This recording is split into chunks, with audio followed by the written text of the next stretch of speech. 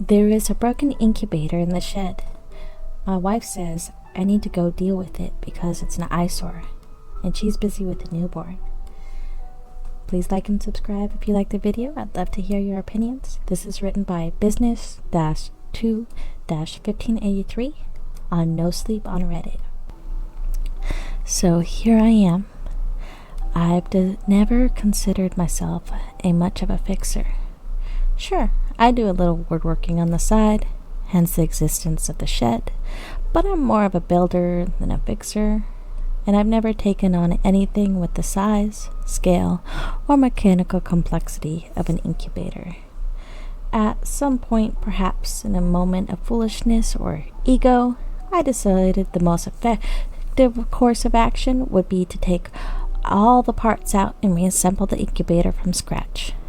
And of course, all the pieces inside became undone and refused to fit back in again. So I've concluded fixing the incubator is beyond my skill level.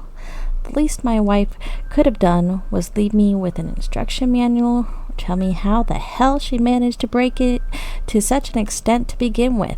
But no, because to quote her verbatim, fixing is a man's job. So for the past few months, it's just been me, stuck in a shed with an increasingly more broken incubator. But it didn't start this way. If one were to believe in fate's design, then the broken incubator began with a single doctor's appointment, June 12th, 2023. I sat pensively in a sterile waiting room, my eyes trained on the brown wooden nameplate.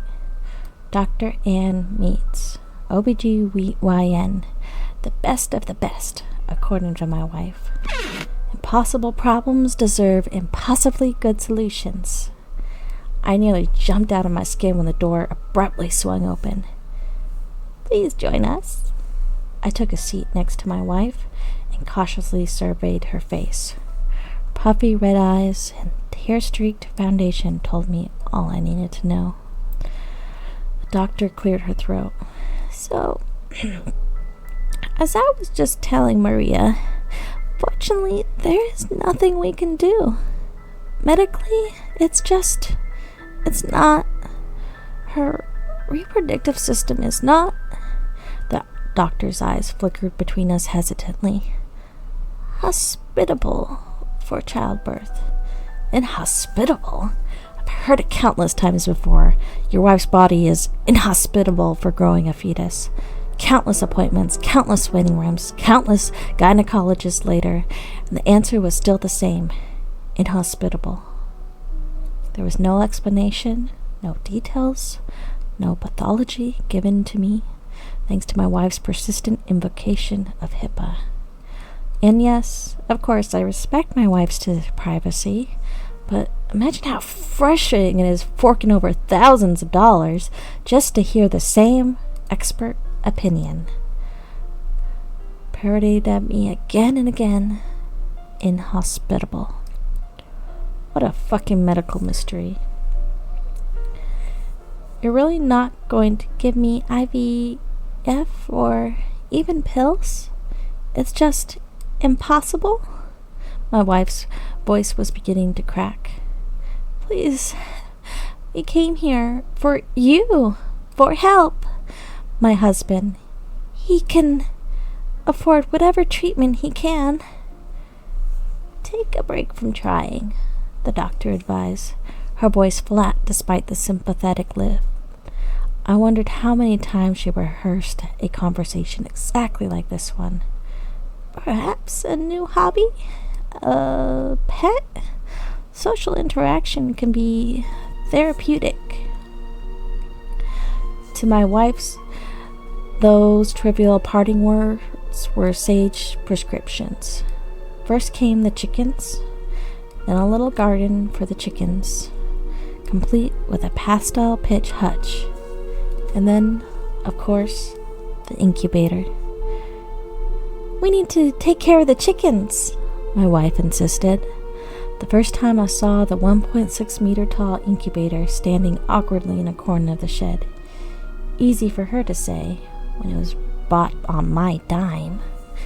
My wife insisted that these new additions to the household will help her manifest a pregnancy.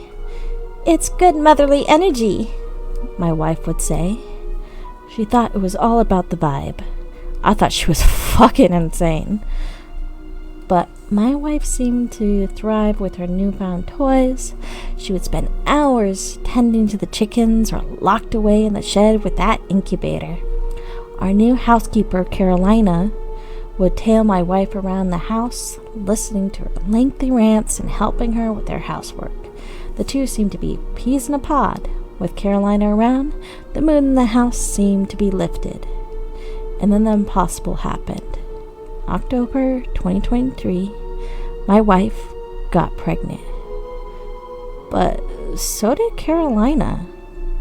The news of Carolina's pregnancy left me furious initially, as she'd breached her employment contract.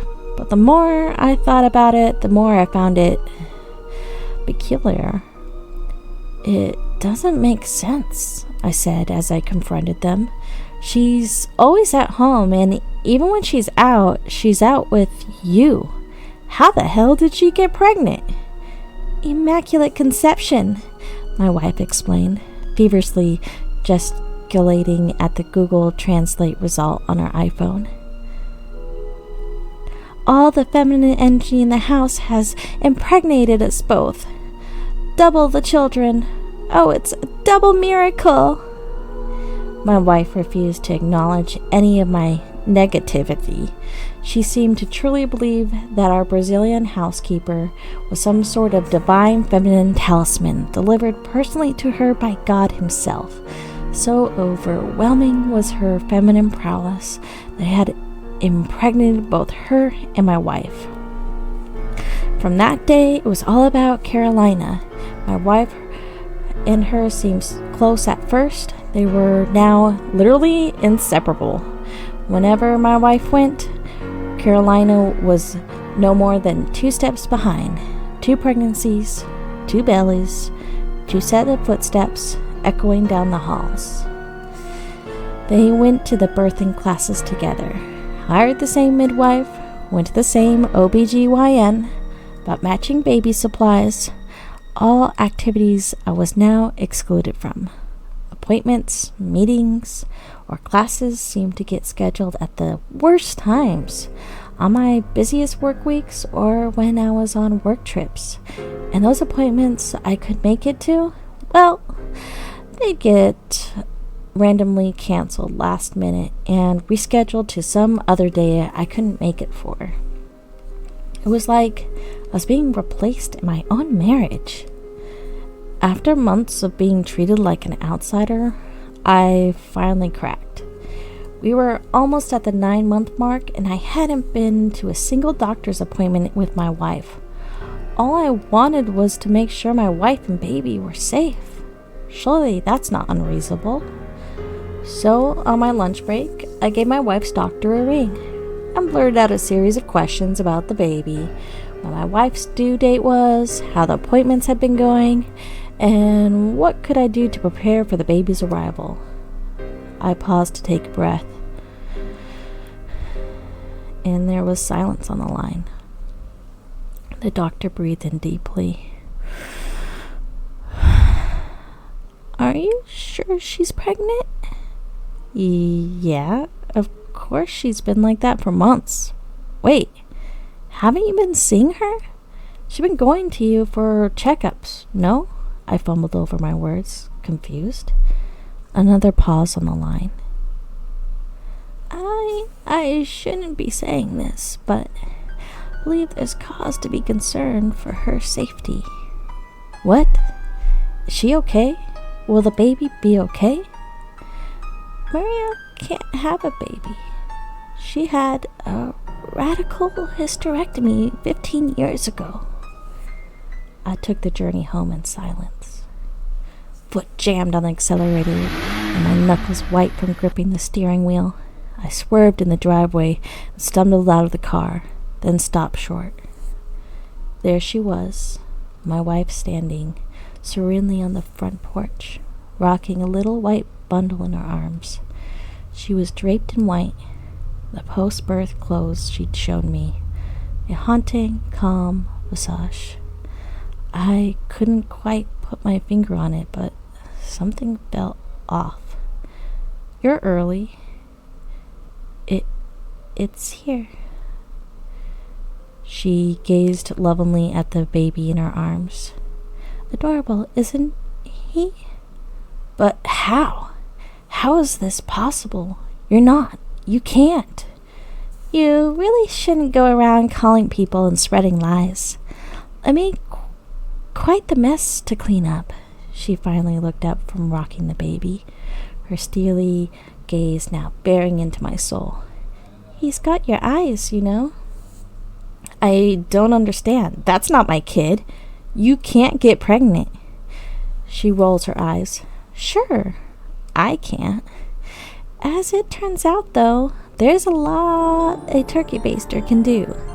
Surely you don't actually believe the immaculate conception bullshit I spun." "Carolina," I breathed with a sudden clarity. That's what was missing. My wife paused mid-rock. "Where's Carolina?" Ever since the double pregnancy, Carolina hadn't left my wife's side for a second. She was her companion, lapdog, shadow. The space around my wife seemed so uncharacteristically empty. My wife pressed her lips together in a smirk. "In the back."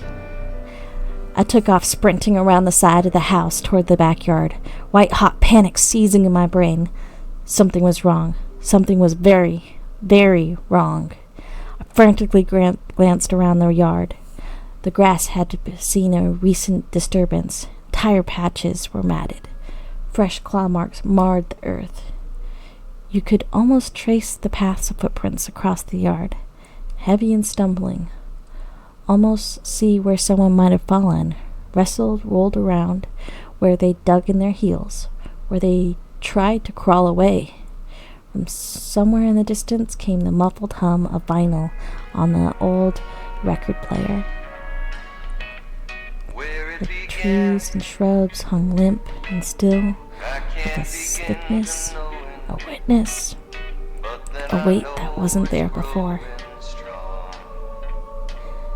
The wicked summer heat rolled beads of sweat down my back. The air hung thick with humidity and a sickly sweet metallic scent. It wasn't dew, nor the typical stickiness of summertime. No. The smell, the music, they were coming from the shed. The music hits its crescendo as I flung the shed open. My eyes glazed over for a second. All I saw was red. Blood, fresh and sticky and sopping, spattered on the ceiling, on the windows, on the walls, soaked into the wooden frame, trickling out the shed and onto the grass. On the work table lay blood-stained tools, a box cutter, a circular saw, a kitchen knife, a hammer, a clamp. Along the serrated edge of the saw there was still visible clumps of tissue and flesh, but most of the flesh, flaps of skin, and unrecognizable hacked-off bits of innards lay on the floor, swimming in pools of blood, mystery meat, and a cranberry sauce. And in the corner of the shed, propped against a wall, is a crumbled mess of a body and clumps of matted, dark brown hair. Sticking out from under a wooden plank, Carolina's in the same corner of the shed as on the first day I met her. Just that this time, there's a lot less of her. In her. I wanted to scream, but nothing came out. Labor was hard on her. My wife appeared behind me. Her organs are on the fucking floor, Maria, I hissed. That's not labor. Well, my wife smiled brightly. I don't see a problem with that.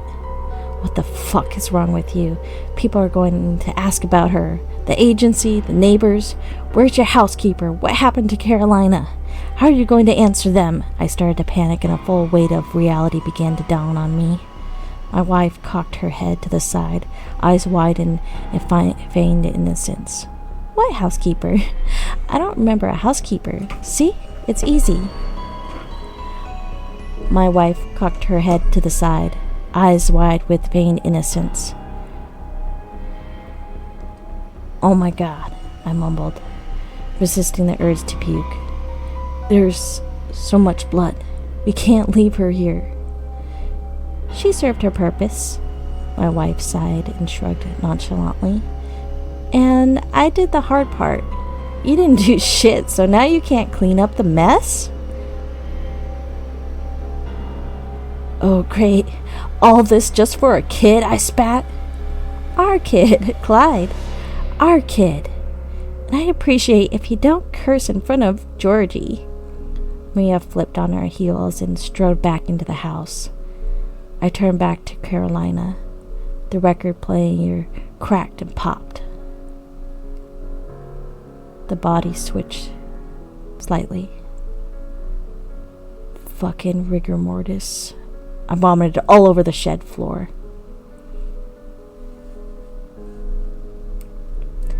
There's a funny thing that happens when the things unravel. Try as you might to slide it all back in place, it never quite fits the same way it used to. Maybe that's why people rarely opt to reassemble dead bodies for disposal.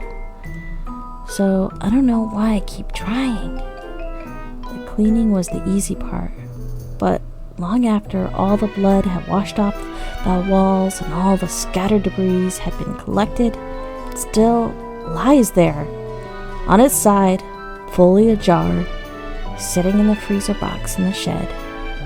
It is missing some pieces, but has far too many to stuff back into its shell. I try and I try, but the pieces seem to have a life of their own. They only seem to multiply and expand with time and just refuse to fucking fit back in. I feel like I'm losing my mind. My wife says if we don't call the problem by its name, it'll go away. So, with that in mind, is anyone in the market for a broken incubator? Holy crap! This is wonderfully written. Some words I try my best. Again, it's written by No Sleep on Reddit by business-2-1583. Like and subscribe, please.